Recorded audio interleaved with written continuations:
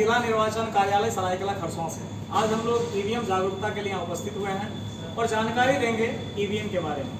आप सामने जो देख रहे हैं ईवीएम M3 का ये लेटेस्ट वर्जन है और हम 3 चीज़ देख रहे हैं, ये CU कंट्रोल यूनिट, ये वीवीपैट और बैलेट यूनिट। मैं पहले बता दूं कि ईवीएम को ना तो हम बाहरी वायर से जोड़ सकते हैं, ना वाईफाई से कनेक्ट कर सकते हैं, ना ही नेट के द्वारा कनेक्ट कर सकते हैं। इस तरह से ये पूर्ण रूप से निष्पक्ष है। ये आप देख रहे हैं कंट्रोल यूनिट। कंट्रोल यूनिट पीठासीन पदाधिकारी 3 के संरक्षण में रहता है चुनाव के दौरान, और वोट करने के लिए इससे बैलेट इशू किया जाता है। जैसे ही बैलेट इशू किया जाता है, इसका बीजी लैंप जल जाता है लाल रंग का। फिर वोटर वोटिंग कंपार्टमेंट में आता है। वोटिंग कंपार्टमेंट में बैलेट यूनिट और वीवीपैट होते हैं।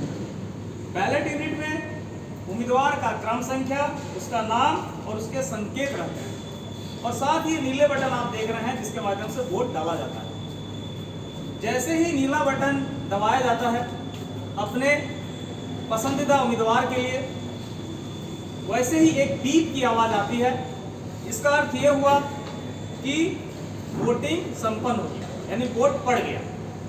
अब वीवीपैट की बारी आती है।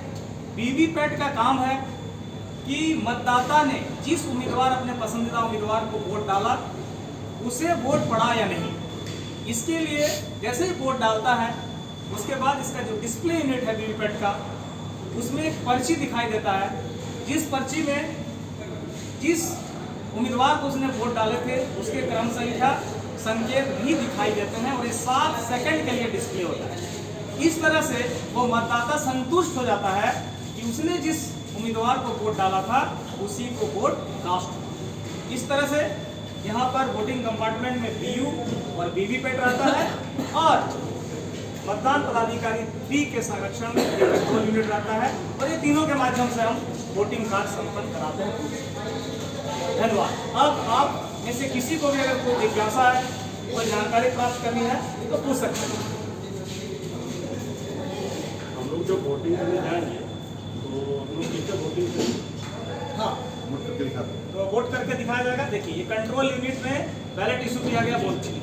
अब आ गया वोटिंग कंपार्टमेंट में, इसमें बहुत सारे उम्मीदवार हैं। आप अपने पसंदीदा उम्मीदवार के लिए जो भी नीला बटन है उसका दबा सकते तुमने कोई भी बटन हैं। हाँ, जो आपका पसंद, हाँ दबाइए।